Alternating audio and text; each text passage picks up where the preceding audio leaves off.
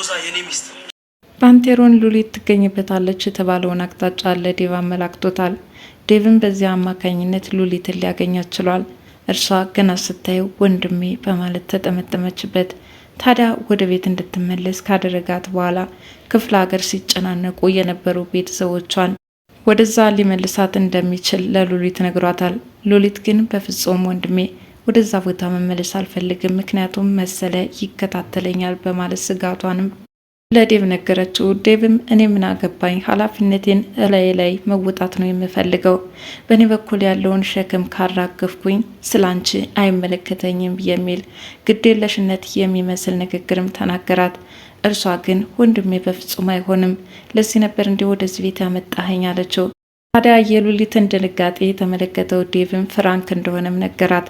ለማንኛውም እላይሽ ላይ ምን አይነት ስሜት ይሰማሽ እንደሆነም ለማወቅ ነው በማለት ቤተሰቦቿን ጠይቃ መመለስ እንዳለባት፣ ለዚህም ደግሞ በጉዞ አብሯት እንደሚተባበርም ነግሯታል።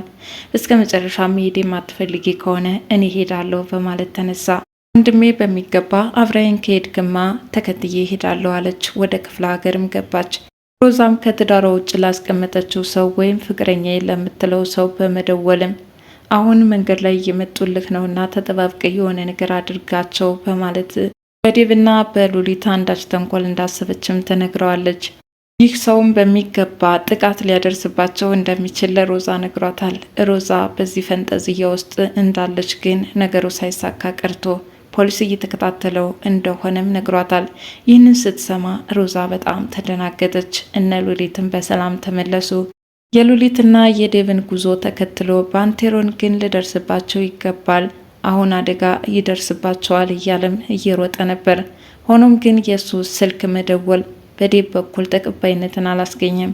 ከኔ ምን ፈልገ ነው ስልክ የምትደውለው? ለማንኛውም ግን መገናኘት እንችላለን በማለት ሊበቀለው እንደሚችልም ሆነ ሬስቶራንት ተቀጣጥረውም ሁለቱ ወንዶችም ተገናኝተዋል። ታዲያ ልጄ ልታጨናግፍብኝ፣ ሚስቴ ልትገልብኝ ነበር እኮ አሁን ደግሞ እኔን ለምፈለከኝ እያለም ዴቭ ባንቴሮንን በክፉ ዓይን እየተመለከተ ነው። ባንቴሮን ግን እስካሁን የተሳሳታቸውን ስህተቶች በግልጽ ተናግሮ ዴቭን ይቅርታ መጠየቅ ይፈልግ ነበረ።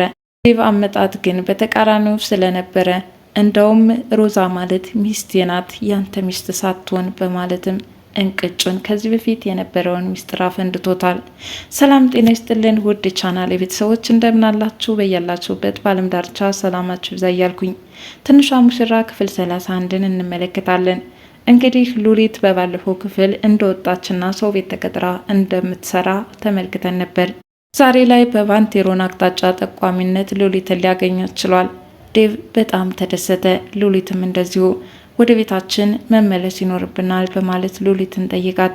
ሉሊት ግን በፍጹም መመለስ አልፈልግም፣ በእኔ ምክንያት ትዳርህ አደጋ ላይ እንዲወድቅ አልፈልግም፣ ስለዚህ ወደዛ ቤት ከመመለስ ይልቅ ሌላ አማራጭ ብፈልግ ይሻላል እያለችም ለዴቭ እየነገረችው ነው። ነገር ግን በስከ መጨረሻ እንደምንም አባብሏት ወደ ቤት እንዲመልሳት ሆኗል። ሮዛም ለፍቅረኛዋ በመደወል እኔን የግል ማድረግ የምትፈልግ ከሆነ ወንድ ሽተት በማለት በዴቭ ላይ የሆነ እርምጃ እንዲወስድም እየጠቆመችው ነው። እንግዲህ የሮዛ ፍቅረኞች ስንት እንደሆኑ ባይታወቁም ከዚህ በፊት በትዳሯ ላይ ሌላ ትዳር ያገባችው ሴት አሁን ደግሞ ሌላ ፍቅረኛ እንዳላትም ከንግግሯ መረዳት ችለናል።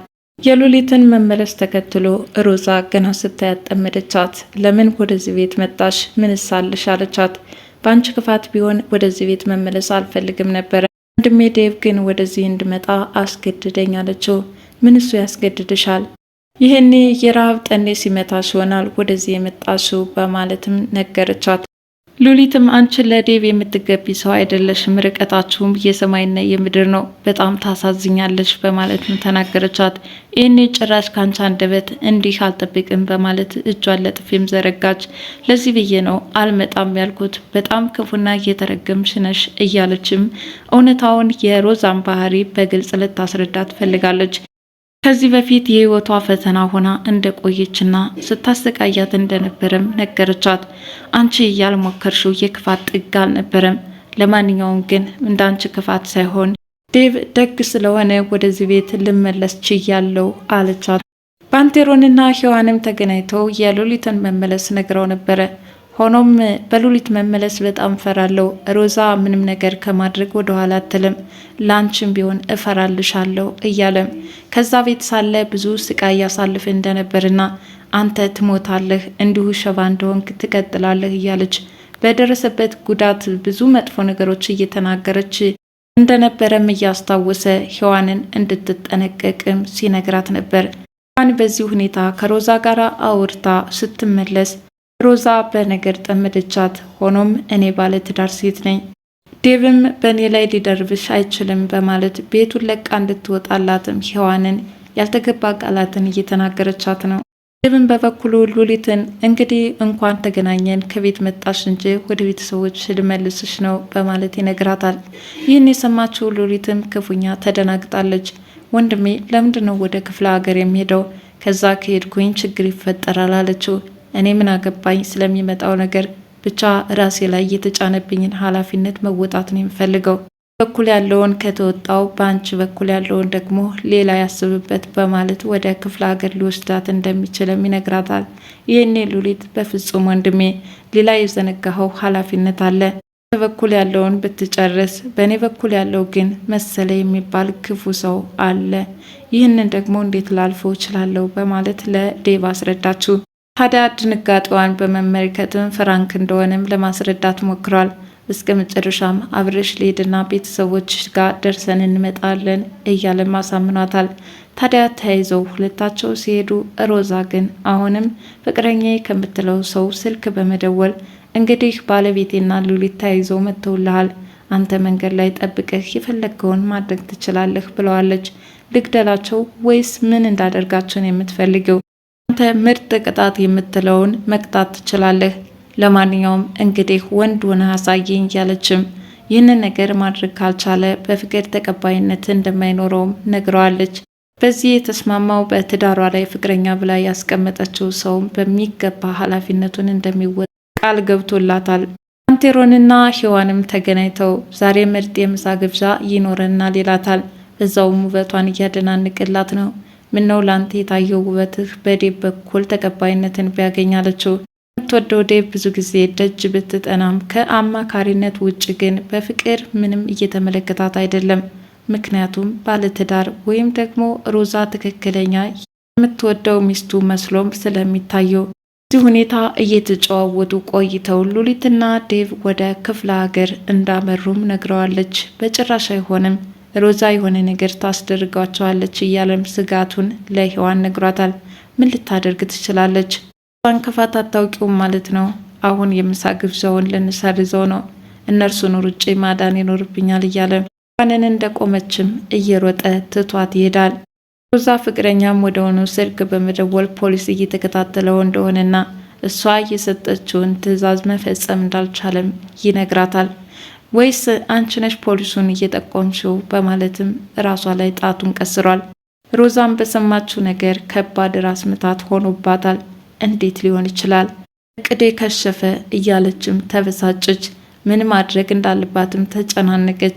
ሉሊትና ዴቭም ከሄዱበት ከክፍለ ሀገር በሰላም ተመለሱ። በተለይ ሔዋንን ከቤት በማግኘታቸው በጣም ተደሰቱ። ሔዋን ሉሊትን እንዴቱን እንደሰነበተችና በመጥፋቷ ስትጨናነቅ እንደነበር ሉሊት ገለጸችላት። በዚህ ሁኔታ ደስታቸውን እየገለጹ ሳለ ስልክ ከባንቴሮን ተደውሎለታል። እንግዲህ የባንቴሮን ስልክ አደዋውል ራሳቸውን እንዲጠብቁ ወይም ሮዛ ከቀጠረችው ፍቅረኛዬ ከምትለው ራሳቸውን እንዲጠብቁ በማለት ስልክ የደወለ ሲሆን ዴቭ ግን በችኮላ ሌላ ሀሳብ እንዲያስብ አድርጎታል። ሚስቴን የሆነ ነገር ለማድረግ ያሰበው ባንቴሮን በእኔ ላይም የሆነ ነገር አስቧል በማለት እንግዲህ ለህሊናው ነግሮታል። ጠብቀኝ፣ የሆነ ቦታ እኔ እናንተ መገናኘት አለብን እያለም ዝቶ ስልኩን ዘግቶታል። ባንቴሮንም በቀጠሯቸው መሰረት ሬስቶራንት ቁጭ ብሎ እየጠበቀው ነው። ዴቭም ወዲያውኑ ይከሰታል። ታዲያ አንተ ሚስቴን አንቀልት ገል ነበረ፣ ሆዷ የያዘችውን ጽንስ ልታጨናግፍብኝ፣ አሁን ምንድነው የምትፈልገው እያለም ለጥላቻ ቆርጦም ተነስቷል። በስከ መጨረሻም ሮዛ እኮ የኔ ሚስት እንጂ ያንተ ሚስት አይደለችም በማለት ከዚህ በፊት ሚስቱ እንደነበረችና በሆነ ሴራ ወደሱ ህይወት እንደገባችም ዴቭ ነግሮታል።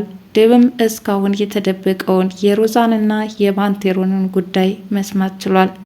እስካሁን በዴቭ በኩል ሁለታቸው የስጋ ዘመዶች እንደሆኑና ከዛ በኋላ በተፈጠረው ክፍተት በጉድፍቻ ቤታቸው አብሯቸው እንደኖረ ነበረ።